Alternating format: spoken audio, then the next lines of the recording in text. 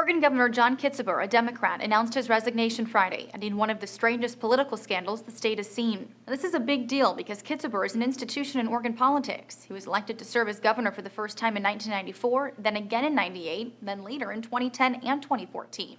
He's the only person in American history to be elected to lead a state 4 different times. But shortly after his most recent inauguration, it was discovered Kitzhaber's fiancee, Sylvia Hayes, was allegedly using government contracts to enrich her private business. Kitzhaber says the couple knew they were operating in a gray area and tried to keep clear lines between her activities as First Lady and her paid work as an environmental consultant. Hayes earned about $213,000 as a consultant during Kitzhaber's first term, and multiple sources said she frequently guided government contracts toward firms that did business with her. She's now being accused of running what's called a pay-for-play scheme, where her influence over the governor was translated into jobs and money for people willing to give her business. And this isn't the first time we've seen negative press surrounding Hayes. In October of last year, she admitted to a 1997 green card marriage for which she was paid $5,000. 17 years ago, I made a serious mistake by committing an illegal act when I married a person so that he could retain residency in the United States. Oregon voters were able to forgive a sham marriage, but they don't seem as willing to forgive this.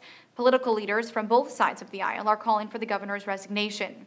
I met with the governor this morning, and the Speaker and I both met with him. And I asked him for his resignation, and the Speaker asked him for his resignation. With Kitzhaber now gone, Oregon's next governor will be the current Democratic Secretary of State, Kate Brown.